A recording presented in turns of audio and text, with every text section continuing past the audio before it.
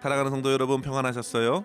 12월 7일 새로운 월요일 아침을 여신 우리 주님께 함께 찬양 드리며 주님의 말씀을 나누겠습니다. 찬송가 364장 내 기도하는 그 시간 함께 찬양하겠습니다.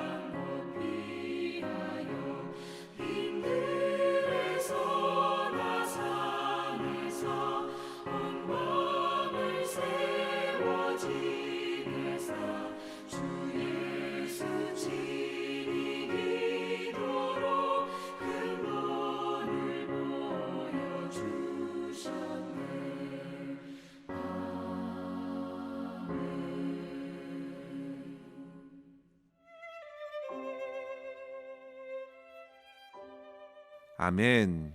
오늘 말씀은 다니엘서 10장 1절에서 9절까지의 말씀입니다. 제가 말씀을 읽어 올립니다.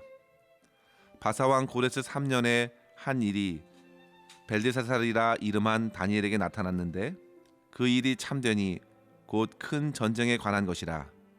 다니엘이 그 일을 분명히 알았고 그 이상을 깨달으니라. 그때에 나 다니엘이 새 이래 동안을 슬퍼하며 새 이래가 차기까지 좋은 떡을 먹지 아니하며 고기와 포도주를 입에 넣지 아니하며 또 기름을 바르지 아니하니라.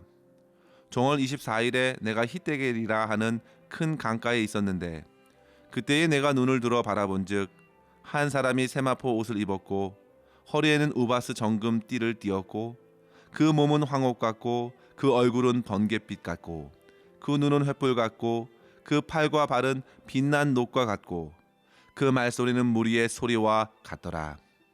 이 이상은 나 다니엘이 홀로 보았고 나와 함께한 사람들은 이 이상은 보지 못하였어도 그들이 크게 떨며 도망하여 숨었었느니라. 그러므로 나만 홀로 있어서 이 큰 이상을 볼 때에 내 몸에 힘이 빠졌고 나의 아름다운 빛이 변하여 썩은 듯하였고 나의 힘이 다 없어졌으나 내가 그 말소리를 들었는데 그 말소리를 들을 때에 내가 얼굴을 땅에 대고 깊이 잠들었었느니라. 아멘. 우리는 오늘 본문에서도 기도하는 다니엘을 만납니다. 다니엘은 참으로 기도하는 사람이었습니다. 아무리 사자굴을 파놓고 왕외의 다른 신들이나 다른 사람들에게 구하는 자들을 던져 넣겠다는 나라의 명령이 주어졌더라도 사자굴에 들어가 죽을지언정 하나님께 드리는 그의 기도의 삶을 막을 수 없었습니다. 하나님께서는 그처럼 기도하는 다니엘을 신실하게 지켜주셨고 그를 통해서 다리오 왕은 나라에 큰 조소를 내려서 다니엘의 하나님을 업신여기지 말고 함부로 말하지 말라고 할 정도까지 이르렀으니 과연 그의 기도를 통해 하나님께서는 메대 바사 제국에 살아계신 자기의 영광을 나타내셨습니다.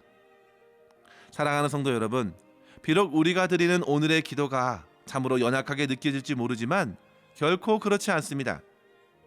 하나님께서는 진심으로 주님의 약속을 붙들고 간절히 주님을 사모하며 기도하는 자를 통해서 생각지도 못한 큰 일들을 이루어 가셨습니다. 오늘 본문에서도 다니엘은 무려 세 일해 동안 슬픔으로 금식하며 기도하였음을 보게 되는데요. 보통 때 같으면 하루 3번 기도할 텐데 어떤 이유로 그는 3절에 이른 대로 21일 동안 좋은 음식을 삼가고 고기와 포도주를 입에 대지 않고 몸에 기름을 바르지 않고 기도에 몰두했을까요? 그 이유는 바로 1절에 그에게 보여주신 큰 전쟁에 관한 환상 때문이었습니다. 이러한 환상의 내용은 11장에서 계속 소개하고 있는데요. 성도 여러분, 사실 저는 전쟁을 잘 알지 못하는 세대를 살아가고 있어서 전쟁의 그 끔찍함을 잘 모릅니다. 그저 발전된 환경에서 문명의 혜택을 받아 누리기만 했지 얼마나 전쟁이 끔찍한지를 잘 알지 못합니다. 그런데 다니엘은 다르지요. 그는 유다 땅이 철저히 짓밟혔을 때에 패전국의 포로로 끌려왔던 사람입니다. 그는 전쟁을 겪었고 그 고통을 잘 알고 있습니다. 그래서 실로 전쟁의 환상을 보고 깨달았을 때에 그는 더더욱 기도할 수밖에 없었습니다. 이같이 기도하는 다니엘의 모습을 통해서 오늘 우리에게 하나님께서 허락하시는 2가지의 교훈을 함께 생각했으면 좋겠습니다. 첫 번째로 성도 여러분, 우리 인생에 고통과 어려움의 순간이 펼쳐질 때 더 깊은 기도의 자리로 나아가야겠습니다. 평상시에 우리는 늘 기도합니다. 그러나 고통의 순간이 찾아오면, 어려움이 더 크게 밀려오면 우리는 더더욱 기도해야 합니다. 다니엘은 소년의 시절에 왕의 우상에 드려진 음식을 먹어야 할 때에도 친구들과 함께 기도하였습니다. 느부갓네살의 그 꿈을 해석해야 할 때도 특별히 기도의 요청을 하면서 친구들과 함께 기도하였습니다. 그러한 그의 기도 습관은 노년에 이를 때까지 변함이 없었던 것이죠. 그의 눈앞에 펼쳐진 큰 전쟁의 환상은 그로 하여금 더더욱 기도하게 하였습니다. 1절에 보시면 그때는 바로 고레스 왕 제3년이라고 하였습니다. 성도 여러분, 고레스 왕 원년에는 어떤 일이 일어났습니까? 바로 예레미야의 예언대로 이스라엘 백성들이 그 왕의 명령에 따라 유대 총독 스룹바벨을 중심으로 유다 땅으로 돌아가 무너진 예루살렘 성전을 건축하게 되었죠. 하나님께서는 다니엘서 9장에서 다니엘의 그 기도를 들어주셨고 약속을 이루어 주셨습니다. 그런데 2년이 지나서 그가 본 환상은 또 다른 큰 전쟁의 환상이었습니다. 모든 것이 평안하게 회복되었으면 좋겠지만 다니엘의 앞에 보인 것은 곧 일어날 전쟁이었습니다. 그리고 그가 그 일을 분명히 알고 깨달았을 때에 그가 할 수 있었던 것은 더욱 기도하는 것이었던 것이죠. 그래서 모든 것을 절제하고 그저 슬픔을 안고 기도에 전념합니다. 전쟁을 통한 혼란과 고통, 아픔과 상실, 죽음과 슬픔을 생각해 볼 때 그의 마음은 더더욱 하나님을 향하여야 했습니다. 다니엘에게 주어진 환상은 멀리 있는 것이 아니라 그에게 지극히 현실로 다가왔습니다. 물론 그가 직접 경험하게 될 전쟁은 아닐 것입니다. 그러나 그는 그렇게 생각하지 않고 기도하였습니다. 그 환상은 곧 그가 살고 있는 땅에 일어날 환상이기 때문입니다. 그 환상은 다른 사람들, 미래의 어떤 사람들에게만 해당되는 이야기가 아니라 그것은 곧 환상을 본 다니엘의 사역이 되기도 하였습니다. 그래서 그는 기도한 것입니다. 다니엘은 80 중반이 되는 시기에도 영적으로 깨어 있어 환상에 따라 기도하였습니다. 고통과 슬픔을 보여주신 그대로 그 상황을 끌어안고 슬픔 가운데에 기도하였습니다. 성도 여러분, 그의 기도가 얼마나 우리와는 다른가요? 우리는 직접 내게 상관이 없는 듯하면 좀처럼 기도하지 않습니다. 그러나 다니엘은 하나님께서 보여주신 대로 하나님의 마음을 품고 기도하는 것입니다. 영혼을 불쌍히 여기는 마음으로 기도하는 것입니다. 그의 안에 성령께서 계셔서 성령에 탄식하는 마음으로 주님과 함께 기도하는 것입니다. 또한 우리의 기도는 고통과 슬픔이 밀려와도 그저 아무렇지도 않은 듯, 대수롭지 않은 듯 쉽게 넘기지요. 아니, 기도할 줄을 모르는 것입니다. 이것이 더 큰 문제라 할 수 있습니다. 삶이 어렵지만 그저 어렵지 그것을 꾹 눌러 참고 이 정도쯤이야 이겨낼 수 있다고 아무렇지도 않은 듯 오히려 자신의 강직한 믿음을 드러내는 듯이 괜찮다고 말합니다. 그러나 성도 여러분, 정말 괜찮습니까? 지난 주말에 코로나로 인해서 하루에 LA 카운티에서만 무려 200명이 넘는 그 목숨을 잃었습니다. 하루에 2,000명이 훌쩍 넘는 미국인의 생명이 죽음을 맛보아야 했습니다. 그래도 괜찮다고 여전히 기도하지 않는다면 과연 우리에게 믿음이 있는 것입니까? 과연 주님의 사랑이 우리 안에 있는 것입니까? 차라리 고통과 어려움과 슬픔이 밀려올 때에 하나님께 하소연이라도 해야 하지 않겠습니까? 정직하게, 솔직하게 삶의 문제 앞에서 어린아이처럼 하나님은 선하신데 어찌 이런 고통을 보게 하십니까? 비록 좁디 좁은 우리의 관점을 가지고서라도 우리는 기도의 자리로 나가야 합니다. 기도하지 않는 것은 소망이 없는 것입니다. 오늘 다니엘이 도저히 알 수 없는 전쟁의 환상에 슬퍼하며 기도합니다. 그러나 소망을 갖고 기도합니다. 성도 여러분, 어려운 일 당할 때 나의 믿음 적으나 의지할 뿐 예수를 더욱 의지합니다. 찬송가 가사가 떠오르는데요. 고난과 슬픔 중에 우리가 주님께 기도할 수 있는 것은 바로 우리 주님께서 내가 보는 슬픔과 고난을 십자가에서 모두 겪으셨기 때문이죠. 주님께서는 이 땅에 죄인들에게 당면한 모든 심판과 고통을 잘 아십니다. 그리고 그 모든 고통을 십자가의 대속으로 해결해 주셨습니다. 따라서 우리는 그 십자가의 예수님을 바라보고 기도할 수 있겠습니다. 성도 여러분, 원인도 모르는 고통, 수많은 삶의 어려운 문제 앞에서 외면하지 마시고 또한 억지로 눌러 참아낼 것이 아니라 정직하게 더욱 힘써 기도의 자리로 나아가 부르짖고 주님께서 허락해 주시는 회복을 받아 누릴 수 있는 저와 여러분 될 수 있기를 주님의 이름으로 간절히 축원합니다. 특별히 지금의 심각한 코비드-19 상황을 기도로써 주님께 맡기고 주님의 도우심을 구하며 주님 앞에 더 가까이 나아가 주님의 인도를 간구하는 저와 여러분 되어야 될 줄 믿습니다. 두 번째로 성도 여러분, 우리가 기도할 수 있는 것은 바로 반드시 우리 주님께서 기도에 응답하신다는 사실을 믿기 때문입니다. 내일 살펴볼 말씀인데요. 12절에 보시면 이렇게 말하지요.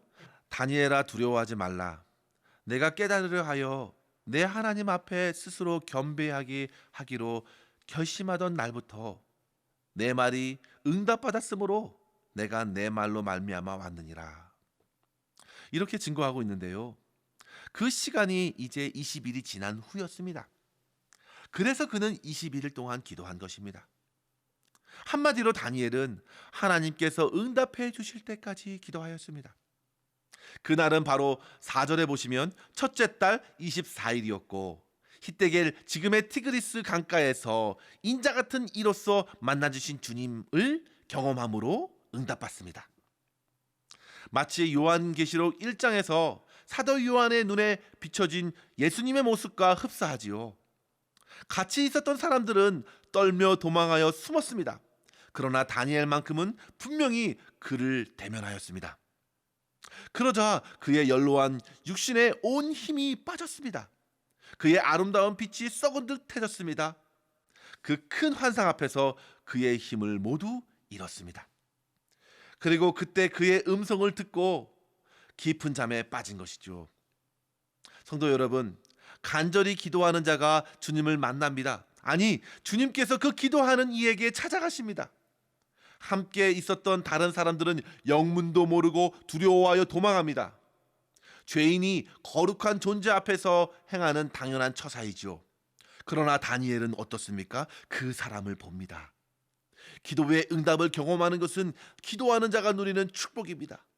세상에서 주님을 만나는 것만큼 더욱 값진 응답은 없습니다. 전쟁을 현실로 끌어안고 기도했던 다니엘의 모든 육신의 힘은 빠졌습니다. 그러나 이제 하나님께서 그를 세워주실 것입니다. 하나님의 음성을 들려주시고 성령으로 충만케 하셔서 하나님의 말씀을 전하게 하실 것입니다. 그리고 더욱 굳건히 기도하는 자로서, 세상을 주님의 이름으로 축복하는 자로서 마지막 주 앞에 설 때까지 이 땅에서 주님과 함께 승리하며 살게 될 것입니다. 이러한 기도 응답의 확신을 갖고 성도 여러분, 오늘도 기도로서 주님 앞에 나아가고 승리할 수 있기를 주님의 이름으로 간절히 축원합니다. 기도하겠습니다. 하나님 아버지, 주님께서 기도하라고 저희들을 이 땅에 남겨주셨음을 깨닫게 해주시니 감사합니다. 우리의 눈에 보이는 모든 것 주님의 마음으로 보게 하셔서 더욱 힘써 기도하게 하옵소서. 오늘날 크고 작은 영적인 전쟁들이 끊임없이 일어나는데 삶에서 만나는 모든 고난과 고통 앞에서 우리의 믿음과 소망 되시는 우리 주님만을 더욱 바라보고 의지할 수 있도록 인도하여 주시옵소서. 그리하여 절망과 슬픔이 가득한 이 땅에 살아가면서도 주님께서 허락하시는 참된 평강을 받아 누리며 주님께 영광 돌리는 저희 삶이 될 수 있도록 붙들어 주시옵소서. 오늘 하루도 인간의 생각과 힘이 아니라 오직 성령의 능력과 지혜를 허락해 주시는 주님만을 의지하옵고 우리 구주 예수님의 이름으로 간절히 기도하옵나이다. 아멘. 사랑하는 성도 여러분, 들어주셔서 감사합니다. 오늘도 주님만 의지하며 승리하시기를 바랍니다. 감사합니다.